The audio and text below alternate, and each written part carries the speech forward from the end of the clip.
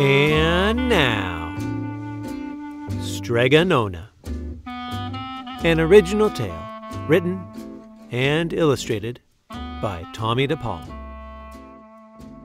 In a town in Calabria, a long time ago, there lived an old lady everyone called Strega Nona, which meant Grandma Witch.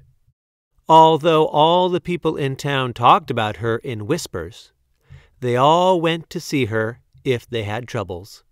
Even the priest and the sisters of the convent went, because Strega Nona did have a magic touch. She could cure a headache with oil and water and a hairpin. She made special potions for the girls who wanted husbands, and she was very good at getting rid of warts. But Strega Nona was getting old, and she needed someone to help her keep her little house and garden, so she put up a sign in the town square. Big Anthony, who didn't pay attention, went to see her. "Anthony," said Strega Nona, "you must sweep the house and wash the dishes. You must weed the garden and pick the vegetables. You must feed the goat and milk her, and you must fetch the water.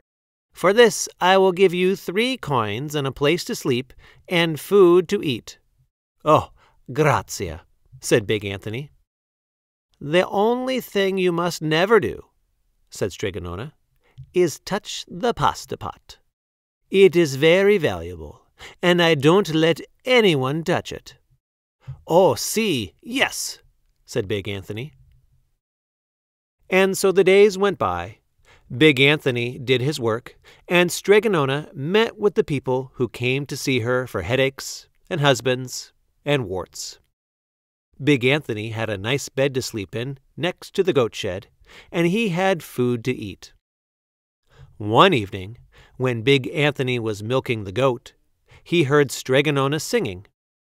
Peeking in the window, he saw Strega Nona standing over the pasta pot. She sang, "Bubble, bubble, pasta pot. Boil me some pasta nice and hot. I'm hungry and it's time to sup. Boil enough pasta to fill me up." And the pasta pot bubbled and boiled and was suddenly filled with steaming hot pasta. Then Strega Nona sang, "Enough, enough, pasta pot. I have my pasta nice and hot, so simmer down my pot of clay until I'm hungry another day." "How wonderful!" said Big Anthony. "That's a magic pot, for sure." And Strega Nona called Big Anthony in for supper.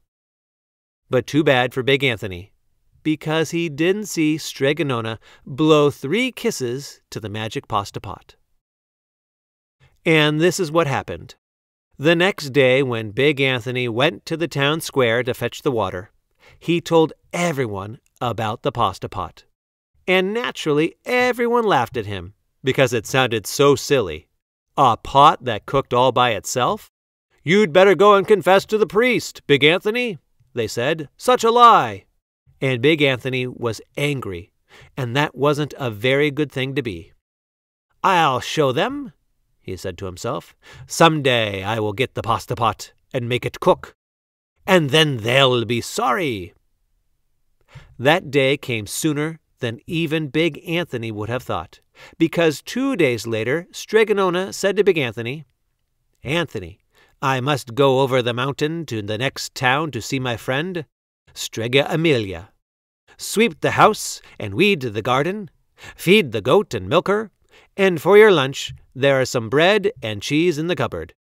And remember, don't touch the pasta pot."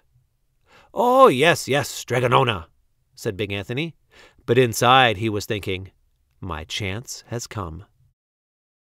As soon as Strega Nona was out of sight, Big Anthony went inside, pulled the pasta pot off the shelf, and put it on the floor. "Now, let's see if I can remember the words," said Big Anthony. And Big Anthony sang, "Bubble, bubble, pasta pot. Boil me some pasta nice and hot. I'm hungry and it's time to sup. Boil enough pasta to fill me up." And sure enough, the pot bubbled and boiled and began to fill up with pasta. "Aha!" said Big Anthony, and he ran to the town square, jumped on the fountain, and shouted, "Everyone get forks and plates and platters and bowls. Pasta for all at Strega Nona's house. Big Anthony has made the magic pasta pot work." Of course, everyone laughed, but ran home to get forks and plates and platters and bowls, and sure enough, when they got to Strega Nona's, the pasta pot was so full it was beginning to overflow. Big Anthony was a hero. He scooped out pasta and filled the plates and platters and bowls. There was more than enough for all the townspeople, including the priest and the sisters from the convent. And some people came back for 2 and 3 helpings, but the pot was never empty. When all had had their fill, Big Anthony sang, "Enough, enough, my pasta pot. I have my pasta nice and hot, so simmer down my pot of clay until I'm hungry another day." But, alas, he did not blow the 3 kisses. He went outside to the applause of the crowd. Big Anthony took a bow. He was so busy listening to compliments from everyone that he didn't notice the pasta pot was still bubbling and boiling, until a sister from the convent said, "Oh, Big Anthony, look!" And pasta was pouring out of the pot all over the floor of Strega Nona's house and was coming out the door. Big Anthony rushed in and shouted the magic words again, but the pot kept bubbling. He took the pot off the floor, but pasta kept pouring from it.